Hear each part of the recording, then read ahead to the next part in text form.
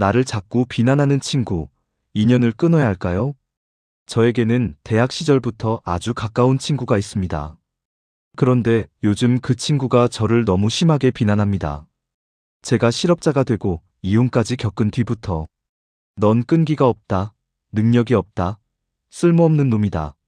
이런 말을 서슴없이 합니다.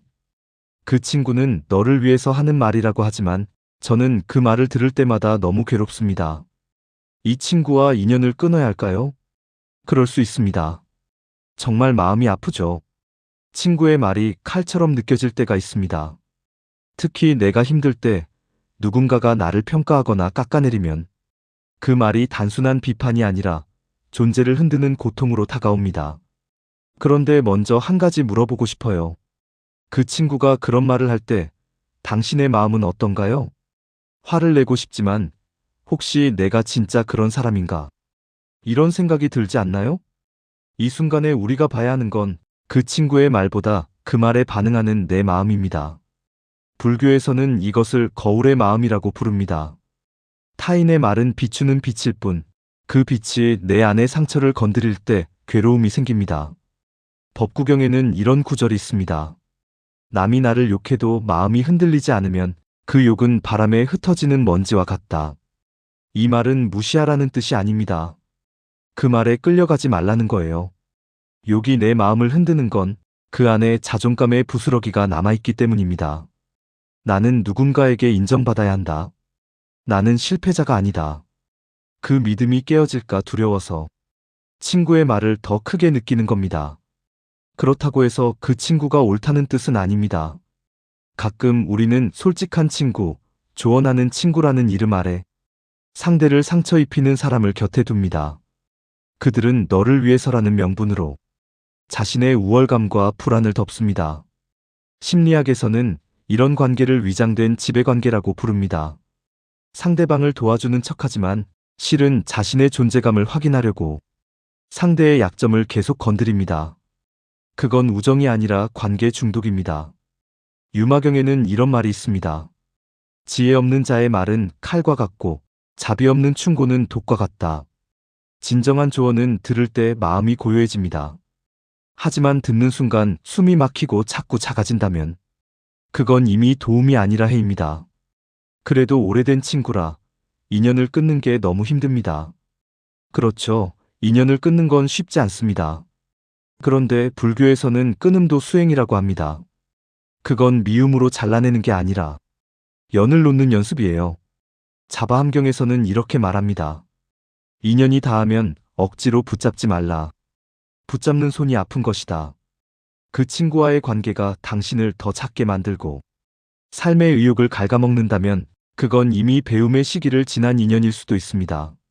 함께 웃고 서로를 키워주는 관계가 아니라 죄책감과 상처로 이어지는 관계라면 그건 놓아야 하는 연입니다.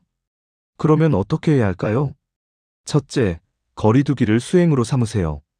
인연을 끊는다보다 멀어진다로 받아들이세요. 그 친구의 말에 즉각 반응하지 말고 단답형으로만 응대해도 됩니다. 그게 미움이 아니라 자기 보호의 자비입니다. 자비는 남을 위하는 것 같지만 사실은 나의 마음을 해치지 않는 태도입니다. 둘째, 내 마음의 상처를 관찰하세요. 친구의 말이 나를 흔들 때 그 안에서 어떤 두려움이 반응하는지 조용히 바라보세요. 나는 쓸모없는 사람일까? 그 질문을 그냥 바라보세요. 그 순간 당신은 이미 그 생각으로부터 한 걸음 떨어져 있습니다. 그게 불교에서 말하는 관입니다. 셋째, 용서보다 이해를 선택하세요.